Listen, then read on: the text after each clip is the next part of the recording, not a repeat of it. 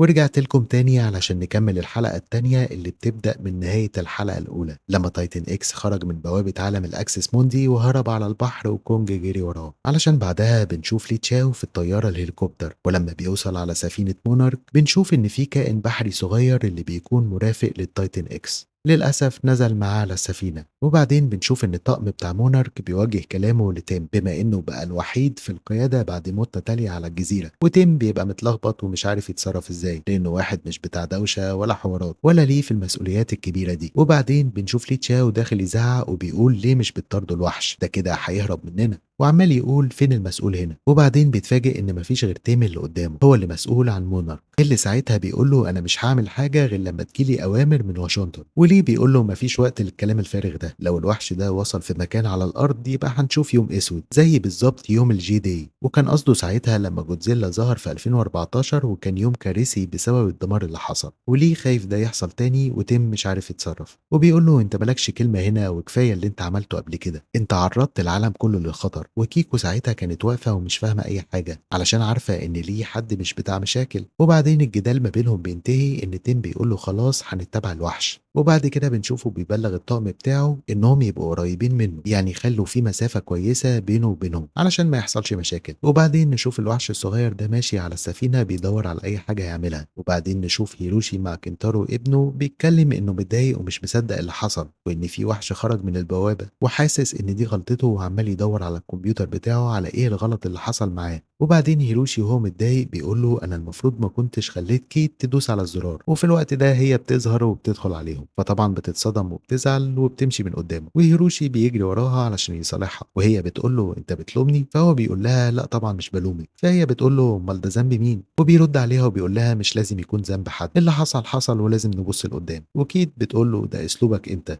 تبص قدام وتنسى اللي وراك، وده يعني علشان تلومه على اللي كان عمله قبل كده لما سابهم وساب امها وكذب عليهم في حاجات كتير. فبقى يقول لها عندك حق، لو في حد محتاج يكون عليه اللوم يبقى انا. وبعدها كيت بتبص له وتمشي وتسيبه. بعدين بنشوف واحد من اللي شغالين على سفينه مونارك وهو بيعمل شغله بيحس ان في حد بيراقبه، ولما بيبص حواليه مش شايف حاجه لحد ما الوحش الصغير بيهجم عليه مره واحده وبيخلص عليه خالص. وبعدين بنرجع في الماضي لسنه 1957 وبنشوف بيل قاعد في الكهف لسه معجب بكل الرسومات فيه وعمال يحللها علشان يعرف اكتر عن الوحش ده. وعلى الناحيه التانيه كيكو قاعده تحلل ميه البحر اللي بتتفاجئ انها مليانه معادن وفوسفور بشكل غير طبيعي في مكان زي ده، ودي حاجه توحي ان الميه مليانه خير بشكل غير طبيعي في مكان زي ده. بعد كده بيل بيجي لهم وبيقول لهم يلا علشان نمشي، فكيكو بتقول له احنا لسه يعتبر جايين. وساعتها بيقول لها انا لقيت خريطه في مسار الوحش ده وهو بيمشي في اماكن محدده مش عشوائيه وانا عارف هيكون فين بعد كده. بس كيكو بتقول له انها مش عايزه تمشي لسه علشان هي بتحاول تفهم اكتر عن طبيعه المكان ده بالذات بعد اللي عرفته عن الميه. فبيل بيقول لها ولا يهمك، انت ممكن تفضلي هنا وتجمعي بياناتك على راحتك وانا هروح لوحدي ومفيش زعل ونبقى نتقابل بعدين. وليه بيتدخل في الكلام وبيقول لهم احنا اصلا ما ينفعش نفترق، لازم نفضل مع بعض، واصلا اهل القريه مش حابيننا علشان نفترق عن بعض. وكيكو ساعتها بتقول له انت معاك حق، السبب ده كفيل ان احنا ما ينفعش نمشي لحد ما نعرف هم مخبيين ايه عننا. بس بيل بيصمم وبيقول لها انت عارفه انه لازم اروح ومش هينفع يسيب الفرصه دي. وبعدين بنرجع للحاضر تاني وبنشوف تيم جايب ليه يتكلم معاه وبيقول له انت كنت صح، الاوامر جات لي اني اتابع الوحش ده مهما كلفني الامر. وبعدين يقول له كمان انهم قالوا له اني احتجزك لحد ما اسلمك لمقر مونارك الرئيسي. وليه بيبقى عادي ومستسلم للقرار، بس تيم بيفاجئه وبيقول له ولا اكني وصل لي حاجه. وبعدين بيقول له انا مش قد المسؤوليه دي ومحتاجك جنبي. بعدين بتشوف كيت مع ماي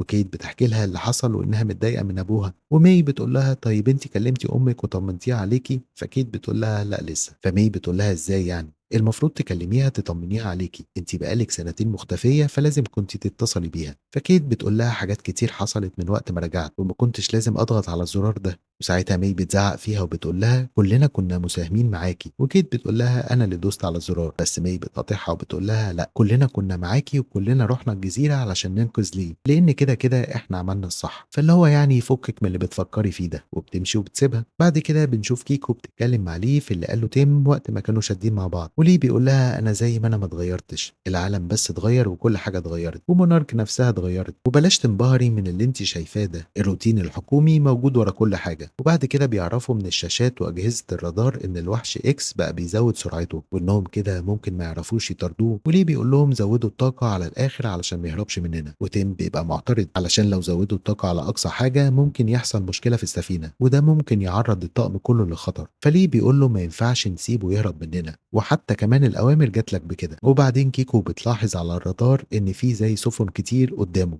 وليه بيقول لها علشان في ممر بحري هنا والسفن بتبقى متجمعه فيه مستنيه تعدي. وبعدين كيكو بتوجه كلامها لتيم وبتقول له معلش انا كنت غايبه بقالي كتير، بس هو ايه هدف مونارك دلوقتي؟ وتيم بيقول لها الاكتشاف والدفاع في زمن الوحوش. وساعتها هي بتتاثر بكلامه وبتقول له ده اصلا كلام بيل، وبتقول له احنا لازم نفهم ونعرف كل حاجه عن الوحش ده، ما ينفعش نسيبه، وهو ده هدف مونارك، ولا انتم اصلا موجودين هنا ليه وبتعملوا ايه على السفينه؟ فتيم بيتاثر وبيبقى مش عارف يرد يقول لها ايه، وفي الاخر بيقول لهم ارفعوا السرعه. وبعدين بنشوف الماضي ان بيل فعلا مشي لوحده، وليه وكيكو فضلوا قاعدين. وبنشوف لوسيا الجرسونه من البار بتتكلم مع واحد وبتقول له انه لسه في وقت وانها هتحاول تقنعهم انهم يمشوا، بس هو بيقول لها الوقت فات خلاص والامر خرج من ايدينا. وبعدين بنشوف ليه وكيكو في الكهف تاني وبيكملوا بحثهم، وكيكو بتحكي معاه على ابو هيروشي وازاي اتجوزته وانه كان حد كويس جدا وكان دكتور في وقت الحرب، وبعد الحرب مات بالسرطان بعد ما اتولد هيروشي. ومع ان ما كانش فيه حب ما بينهم بس هو كان حد كويس. اما بيل مع انه حد ممكن يبان مجنون في تصرفاته ويلففنا العالم كله وراه، بس في الاخر هو بيخاف عليا جدا وسايب لي حريتي اعمل اللي انا عايزاه مهما كانت الظروف، فهي علشان كده بتحبه. وبعدين بتاخد بالها ان في زي صوت جاي من تحت الارض وبتبقى مش فاهمه ايه ده، فبتسال ليه لو حاسس وسامع حاجه، فهو بيقول لها انه مش سامع اي حاجه. وبعدين بنرجع تاني للحاضر وبنشوف ليه بيقول لتيم لو في اي حاجه على السفينه ممكن نستخدمها ونواجه الوحش، وتيم بيقول له احنا سفينه رصد وابحاث مش سفينه حربيه. وساعتها ليه بيقول له طب ايه حكايه الدرون اللي شفتها على السطح دي؟ فبيقول له ممكن تنفع، وبيعرفوا ان فيها كاميرا وجهاز سونار. كيكو بتقول له انها عارفه الوحش ده وانه ممكن يستجيب للاصوات، وبيبقى عندها فكره لو يستخدموا الدرون علشان يبعتوا اشاره صوتيه للوحش ويوقفوه. وهيروشي ساعتها بيقول لها انه يقدر يساعد ويحاول تردد صوت الدرون علشان تناسب الوحش، وتيم بيقول لهم ساعتها انه موافق ويلا بينا. بعد كده بنشوف الوحش ماشي في البحر بيوقع مركب صغيره في سكته. وبعدين بنرجع تاني على الماضي، بنشوف كيكو ولي بيلموا حاجتهم من الكهف، وبتقول له انها عايزه بعد كده تخرج عينات تانية من الميه العميقه. وهما بيتكلموا بقى واحد من القريه بيدخل عليهم وبيقول لهم خلصتوا اللي بتدوروا عليه؟ وكيكو بتقول له احنا اصلا مش عارفين بندور على ايه. ولوسيا بتبقى واقفه معاه، وكيكو بتقول لهم انها عايزه تتاسف على اي حاجه حصلت منهم، والراجل بيقول لها ده احنا اللي عايزين نعتذر علشان المعامله ما كانتش احسن حاجه. وساعتها لوسيا بتقول لهم الكهف ده مقدس عند الناس هنا، وانهم بيخافوا ان بوجود اي حد غريب السمك ممكن ما يجيش تاني. وبعدين الراجل بيقول لهم ولا يهمكم من اي حاجه، واحنا اليوم ده عندنا مهرجان وعايزينكم تشاركونا الاحتفال. وبعدين بنشوف كيكو مع هيروشي قاعدين مع بعض، وكيكو بتتفرج عليه وهو بيعدل بيانات الصوت وبتبقى فخوره بيه جدا. ولما بتجيب سيره ان بيل كان هيبقى مبسوط بكل ده، هو زي ما تقول كده بيتضايق لان من الاخر هو سابه كتير جدا زمان لوحده. وبعدين بنشوف كيت تحس بصوت حاجه، ولما تمشي تشوف فيه ايه بتتفاجئ بالوحش الصغير، فبتمسك طفايه حريق وبتكلمه بكل ثقه وبتقول له تعالى لي بقى علشان هي اصلا متضايقه. والوحش بيبقى فعلا رايح لها، ولما تيجي تحاول تفتح الطفايه عليه بتلاقيها مش بتفتح. وعلى اخر لحظه قبل ما يهجم عليها بنشوف كنتارو ماسك مسدس ضوئي وبيضرب عليه وبيوقعه. وفي نفس الوقت بنشوف بيل وكيكو وتيم بيراقبوا الدرون وهي بتطارد الوحش اكس في البحر، وليه بيزق فيها اكتر علشان يقرب منه. وكل ده بسبب انهم عمالين يوجهوا عليه الصوت السونار، بس هو مش بيحس باي حاجه لحد ما ليه قرب الدرون قوي، بس للاسف الوحش بيخبطها وبيوقعها وبيكمل في طريقه وبيقرب اكتر للسفن اللي واقفه. بس المفاجاه بتحصل في اللحظه دي، الوحش الصغير اللي كنتارو ضربه بيروح عامل موجه صوتيه بتهز السفينه كلها، وبيسمعها الوحش اكس في البحر وتخليه يقف ويلف مره واحده قبل ما كان خلاص هيخبط في السفن. وكيكو وليه وتيم وكل الموجودين بيتفاجئوا من اللي حصل لانهم مش فاهمين ايه اللي حصل بتحصل علشان يلف مرة واحدة، وبعدين بيلاقوا كنتارو وكيت بيتصلوا بيهم وبيعرفوهم إن الوحش الصغير اللي شبه الحشرة معاهم على السفينة، وبكده يفهموا إن هو السبب اللي خلى الوحش يلف تاني، لأنه كمان على الشاشات هو ملفش بس، هو كمان رايح عليهم، يعني السفينة كلها بقت في خطر. وعلشان كده بنشوف لي تشاو بياخد الوحش في مركب صغير علشان يبعد الوحش إكس عن السفينة، ولما بيخرج بيه في البحر كيت زي ما تكون كده بتحس بذبذبات في المية، وده حاجة تدل إنها ممكن بتسمع ترددات الوحش إكس، لأنه كان واضح إن ماي وكنتارو ساعتها ما كانوش حاسين بأي حاجة. وبعدين بنرجع للماضي وبنشوف لي وكيكو في المهرجان اللي عاملينه أهل القرية، ورقص وغنى وبيشربوهم حاجة كده تخليهم حتى دايخين شوية ومش حاسين باللي بيحصل حواليهم. وليه بيبقى شايف كيكو متأثر لأنه في الأساس زي ما قلنا في الجزء الأول بيحبها، بس معرفش يقول لها وعدى الموضوع احتراما لبيل وليها. وبعدين بيشوفوا واحد جايب سمكة كبيرة وبيعلقها وبيفتح بطنها، ومن الدم بتاعها بيعمل علامة العين بتاعت الوحش على راس لوسيا. وبعدها الاحتفالات بتقف مرة واحدة وكل أهل القرية بيدخلوا بيوتهم، وليه وكيكو مش فاهمين ايه اللي بيحصل. ولوسيا بتقول لهم أنا حاولت كتير قبل كده أفهمكم وأحذركم علشان تمشوا، بس انتم صممتوا على إنكم تقعدوا.